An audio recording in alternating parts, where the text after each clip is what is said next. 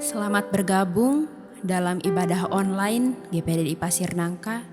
Sebelum kita mendengarkan firman Tuhan, mari kita sama-sama naikkan puji dan sembah kita ke hadirat Tuhan.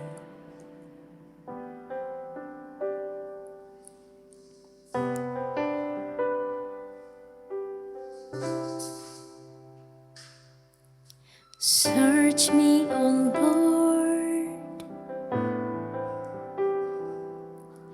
and seek out my heart. Surround me with your spirit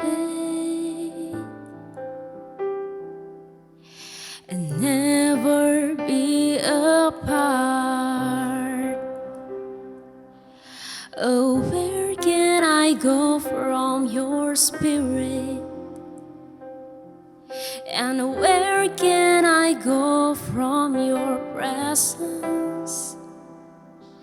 As high as the heavens to the deepest sea, oh Lord, you are there. Search me, oh Lord, and seek out my heart. Surround me with your spirit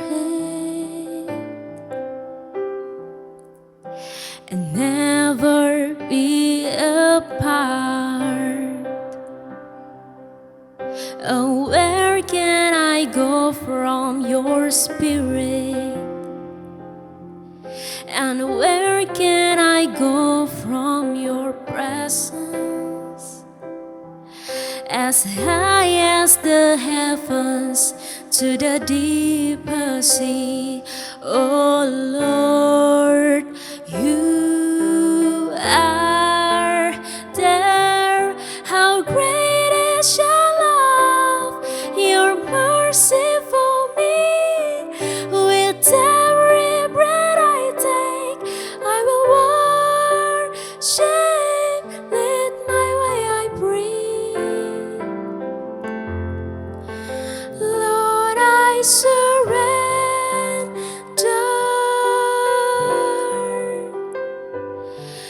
How awesome your presence, your glory I see. I bow down before you in worship. I will wait on you. Lord, I surrender.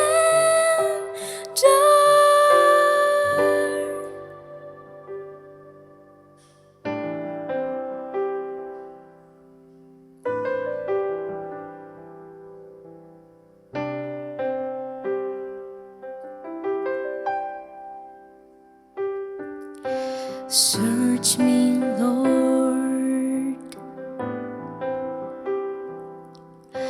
and seek out my heart. Surround me with your spirit and never be apart. Oh, where can I go from your spirit? And where can I go from your presence? As high as the heavens to the deepest sea, oh Lord, you are there. How great is your love, your mercy for me. With every breath I take, I will worship. Lead my way, I pray.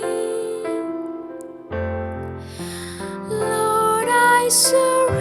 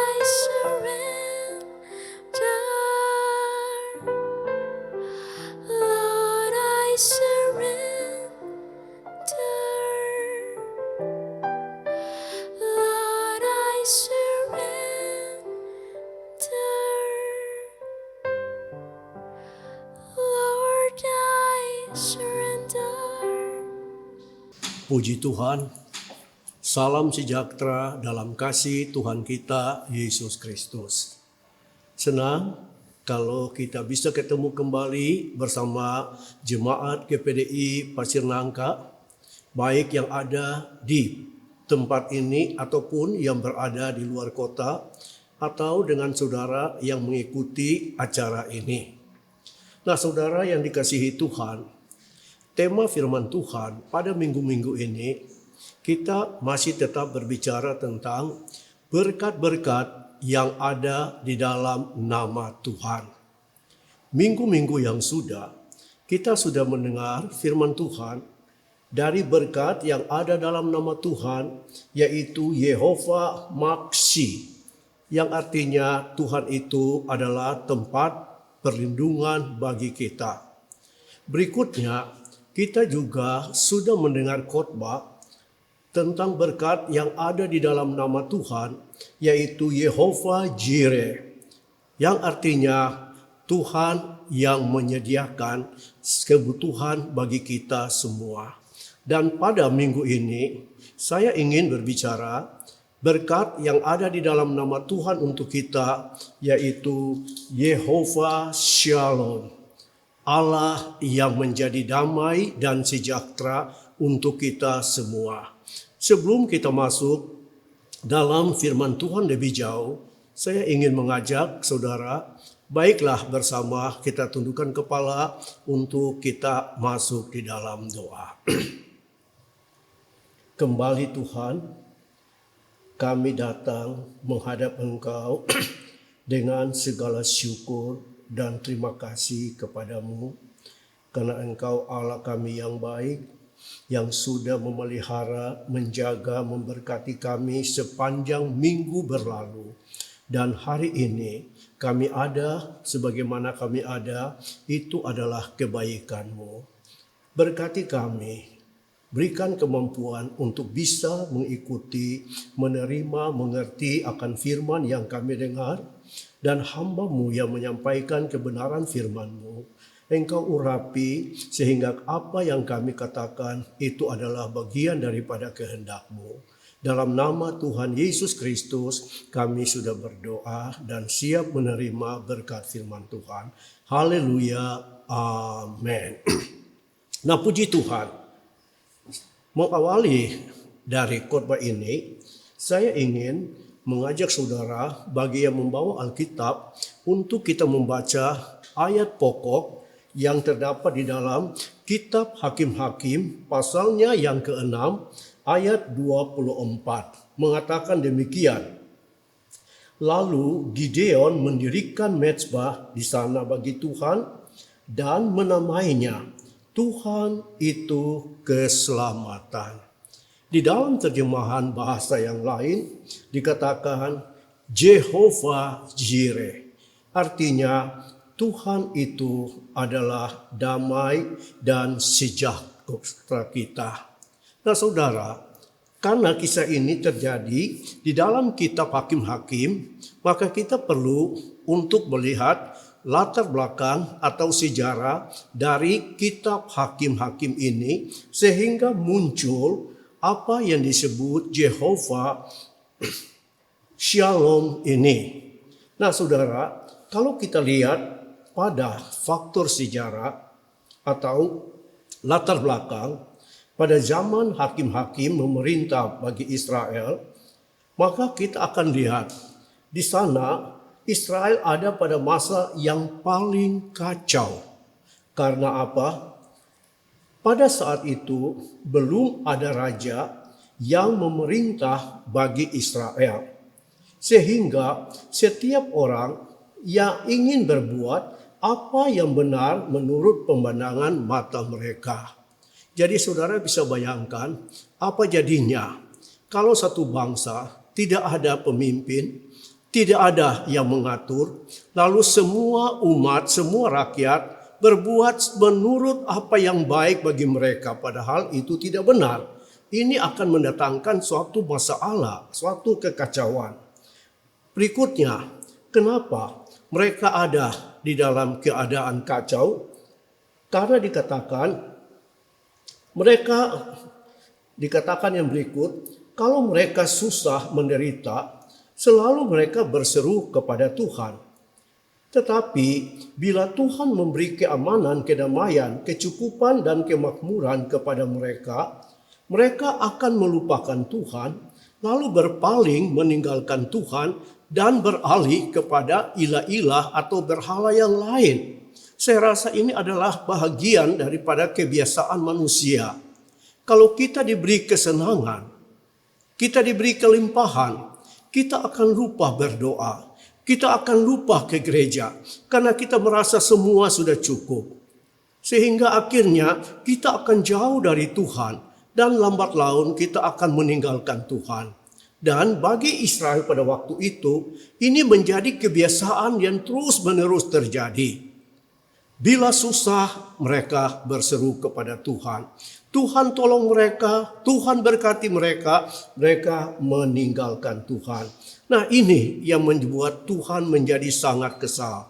Dan pada saat kita membaca pada poin-poin ini, bagaimana kita melihat akhirnya Allah menyerahkan Israel itu kepada bangsa Midian. Suatu bangsa yang pada akhirnya membuat Israel itu sangat susah dan sangat menderita. Kita coba membaca di dalam kitab Hakim-Hakim pasalnya yang ke-6 ayat 1 sampai ayatnya yang ke-6, kita melihat keadaan mereka. Tetapi orang Israel melakukan apa yang jahat di mata Tuhan. Nah, ini setelah mereka diberkati Tuhan. Sebab itu Tuhan menyerahkan mereka ke dalam tangan orang Midian 7 tahun lamanya. Dan selama itu orang Midian berkuasa atas orang Israel. Karena takutnya kepada orang Midian itu, maka orang Israel membuat tempat-tempat perlindungan di pegunungan, yakni gua-gua dan kubu-kubu. Setiap kali orang Israel selesai menabur, datanglah orang Midian, orang Amalek, dan orang-orang dari sebelah timur, lalu maju mendatangi mereka. Berkemahlah orang-orang itu di daerah mereka dan memusnahkan hasil tanah itu sampai ke dekat Gaza dan tidak meninggalkan bahan makanan apapun di Israel. Juga domba atau lembu atau keledai pun tidak. Sebab orang-orang itu datang maju dengan ternaknya dan kemahnya, dan datangnya itu berbanyak-banyak seperti belalang. Orang-orangnya dan unta-untanya tidak terhitung banyaknya, sekalian datang ke negeri itu untuk memusnahkannya. Sehingga, perhatikan ayat 6, sehingga orang Israel menjadi sangat melarat oleh perbuatan orang Midian itu, lalu berserulah orang Israel itu kepada Tuhan. Nah, jemaat saudara yang dikasihi Tuhan, kenapa umat Tuhan itu bisa susah seperti ini? Kenapa umat Tuhan bisa melarat seperti ini? Nah, saudara yang dikasihi Tuhan, jelas ayat 1 katakan, orang Israel melakukan apa yang jahat di mata Tuhan. Sebab itu Tuhan menyerahkan mereka ke dalam tangan bangsa-bangsa lain. Nah, saudara yang dikasihi Tuhan, saya mengajak selama kita dalam mengiring Tuhan, mari kita jadi umat yang tetap baik dengan Tuhan. Jangan kita berbuat sesuatu yang tidak baik, karena hidup kita sangat tergantung kepada Tuhan. Kita melihat betapa mudah Saat umat berbuat tidak baik kepada Tuhan, Dia tinggal menyerahkan mereka itu ke dalam bangsa-bangsa yang tidak mengenal Allah. Dan bangsa-bangsa ini akan membuat umat Israel menjadi sangat susah. Hidup mereka terancam, lari bersembunyi di goa-goa. Saat mereka akan hidup, mau makan, mereka tanam tanaman, datang musuh-musuh menghancurkan, ternak mereka dihancurkan. Dan pada kesimpulan, saya bisa katakan, pada waktu itu, Israel sudah tidak lagi mengalami damai dan sejahtera. Sekali lagi, pada waktu itu Israel sudah tidak lagi mengalami damai dan sejahtera. Mereka tidak mengalami ketenangan, ketentraman dalam hidup. Mereka tidak lagi mengalami keamanan, kesentosaan dalam hidup. Mereka tidak lagi mengalami kemakmuran dalam hidup mereka. Karena apa? Mereka sudah meninggalkan akan Tuhan. Nah, saudara yang dikasihi Tuhan, kita bersyukur dalam keadaan yang susah, dalam keadaan yang melarat, mereka mau kembali kepada Tuhan. Ayat 6 tadi katakan, sehingga orang Israel menjadi sangat melarat oleh perbuatan orang Midian itu, lalu berserulah orang Israel kepada Tuhan. Saudara yang dikasihi Tuhan, saya katakan kepada saudara, kalau saudara saat ini sudah berbuat salah kepada Tuhan, saudara dalam keadaan susah, saudara jangan putus asa. Tuhan itu sangat baik. Dia mengasihi saudara. Saudara cukup sadar akan kesalahan saudara, menyesal akan perbuatan saudara. Saudara kembali datang kepada Tuhan dan berseru kepada Tuhan. Saya yakin Tuhan akan membuat jalan keluar bagi engkau dari keadaan yang sukar. Nah, dalam sejarah ini kita melihat di dalam ayat berikutnya, kalau kita mau mengikuti sejarah ini, maka Allah memilih seorang, ayat 7, ketika orang Israel berseru kepada Tuhan karena orang Midian, maka Tuhan mengutus seorang nabi kepada orang Israel dan berkata kepada mereka, beginilah firman Tuhan Allah orang Israel, akulah yang menuntun kamu keluar dari negeri Mesir dan membawa kamu keluar dari rumah perbudakan dan seterusnya. Dan di dalam pasalnya yang ke-7, kita lihat ada suatu yang luar biasa. Allah memilih seorang hakim yang namanya adalah Gideon. Allah memakai seorang Gideon untuk menjadi pribadi yang akan melepaskan Israel dari penderitaan bangsa Midian. Sekali lagi, dalam Hakim-Hakim pasal 7, Allah memakai seorang Gideon untuk melepaskan Israel dari penderitaan bangsa Midian. Caranya bagaimana? Allah akan menyuruh Gideon untuk pergi berperang dan mengalahkan orang-orang Midian dan bangsa-bangsa lain. Nah, saudara, untuk berperang, Gideon memerlukan tentara atau prajurit.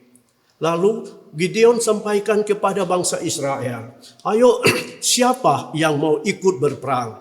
Rupa-rupanya, kalau kita lihat di dalam catatan Alkitab, ayatnya yang ke-3 sampai ayat ke-6, maka ayat 1 dan ayat 2. Cukup banyak yang mau ikut, 32.000 orang. Tetapi Tuhan katakan, Gideon, terlalu banyak orang yang menyertai engkau. Sebab kalau nanti dalam peperangan mereka menang, mereka bisa berkata, kami yang hebat, bukan Tuhan. Sebab itu Tuhan katakan, coba saring mereka. Saring mereka. Caranya pertama, katakan siapa yang takut dan kecil hati suruh pulang. Dan yang pulang pada waktu itu adalah 22.000 orang. 2/3 orang yang tadi mau ikut berperang, tapi takut berperang. Pulang 22.000 orang. Tinggallah 10.000 orang. Tuhan bilang, masih banyak 10.000. Saringlah mereka lagi. Bawalah mereka ke tepi sungai. Suruhlah mereka minum air di sana. Dan engkau memperhatikan, bila ada yang minum seperti anjing. Sekali lagi, yang minum seperti anjing dengan menjilat air, engkau pisahkan. Tetapi kalau ada yang minum dengan berlutut, mengambil air dari tangan, lalu mereka minum baik-baik, pisahkan. Rupa-rupanya yang seperti anjing ada 9.700 orang. Yang seperti orang yang mengambil air minum dengan baik ada 300 orang. Dan Tuhan katakan, yang seperti anjing pulang. Yang 300 orang itulah ikut engkau dan berperang. Dan kenyataan, dengan 300 orang ini, Gideon bisa menang. Midian telah dikalahkan. Saudara, kita belajar bahwa untuk menang, untuk lepas daripada keadaan hilang damai sejahtera, kita butuh angka 300. 300 itu adalah angka setia. 300 angka setia. Yang dalam bahasa aslinya, setia itu dipakai kata pistis, artinya percaya. Artinya orang-orang yang akan menang kalau dia mau percaya kepada Tuhan. Dari pistis ada kata emet yang artinya orang-orang yang dapat dipercaya. Selain orang itu bisa percaya, orang itu juga dapat dipercayai. Dan saya senang kata setia 300 itu artinya orang-orang yang menjadi penyokong, orang-orang yang menjadi pendukung di dalam kehidupan bersama. Jadi jelas 300 itu artinya orang-orang yang mau percaya kepada pimpinan Tuhan, orang-orang yang bisa dipercaya oleh Tuhan, dan 300 itu artinya orang-orang yang mau menjadi penyokong, menjadi pendukung. Dan saudara, bila di dalam jemaat ada angka 300, ada angka setia, maka saya yakin damai sejahtera yang tadi sudah hilang dan diambil alih oleh bangsa Midian, saudara tidak usah takut. Dengan 300 orang, mereka berperang dan mereka menang. Midian dikalahkan, Midian diusir pergi, dan sesudah itu damai mereka peroleh kembali. Sejahtera mereka peroleh kembali. Karena apa? Gideon saat dia diutus, dia sudah membangun mezbah dan dia memberikan nama di mezbah itu Yehovah Shalom, Tuhan damai sejahteraku, Tuhan yang akan mengembalikan damai sejahtera bagi orang-orang yang mau percaya. Untuk itu, saudara yang dikasihi Tuhan, jangan tanggung-tanggung. Mau jadi orang Kristen, jadilah orang Kristen yang setia dalam beribadat. Jadilah orang Kristen yang percaya kepada Tuhan yang benar. Jadilah orang Kristen yang bisa dipercaya. Jadilah orang Kristen yang menjadi penyokong bagi gereja.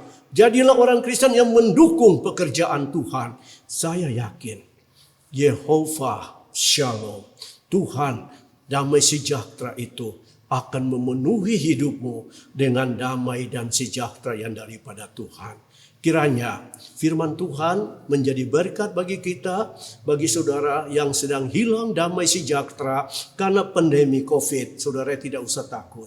Hari ini ada Jehovah Shalom yang akan menolong engkau. Mari kita tundukkan kepala dan kita berdoa.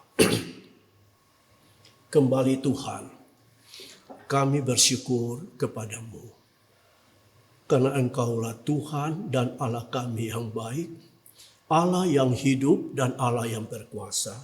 Engkau tidak pernah membiarkan kami Sekalipun kami bersalah kepadamu, Engkau mau mengampuni kami. Segala kesusahan kami, Engkau akan ambil dan Engkau ganti dengan damai sejahtera. Berkatilah kami semua yang sudah mendengar firman, supaya damai sejahtera Allah itu tetap menjadi bagian dalam hidup kami semua. Kami sudah mendengar firman Tuhan ini dan menerimanya dalam nama Tuhan Yesus Kristus. Haleluya. Amin. Tuhan memberkati kita semua. Amin.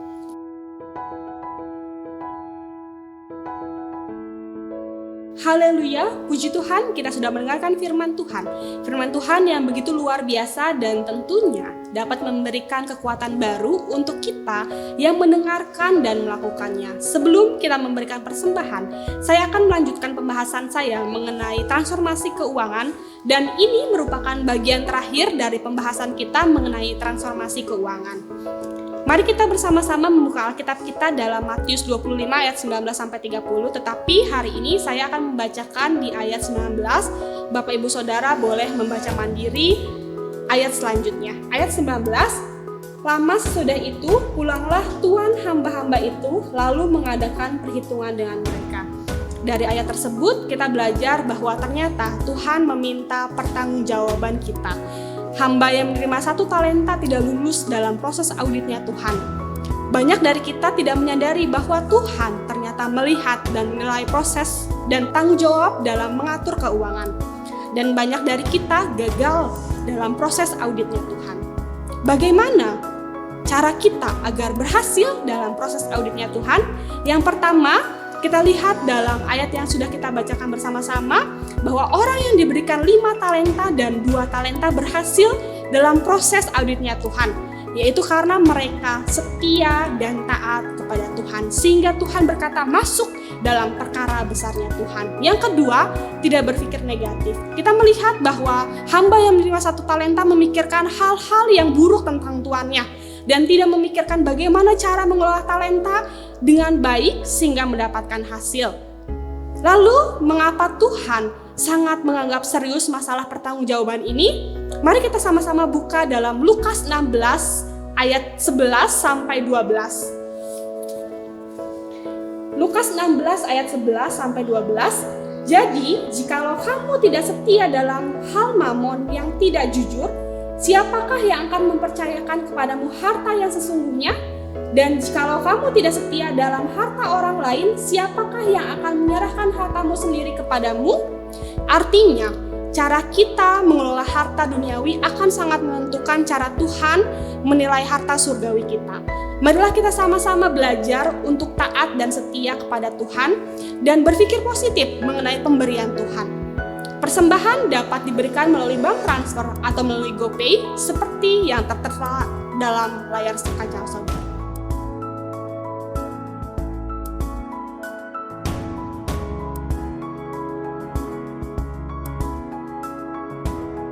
Akhir kata, tetap patuhi protokol kesehatan. Tetap memakai masker, mencuci tangan, menjauhi kerumunan, menjaga jarak, dan mengurangi mobilitas. Sampai jumpa di ibadah online selanjutnya. Tuhan Yesus memberkati.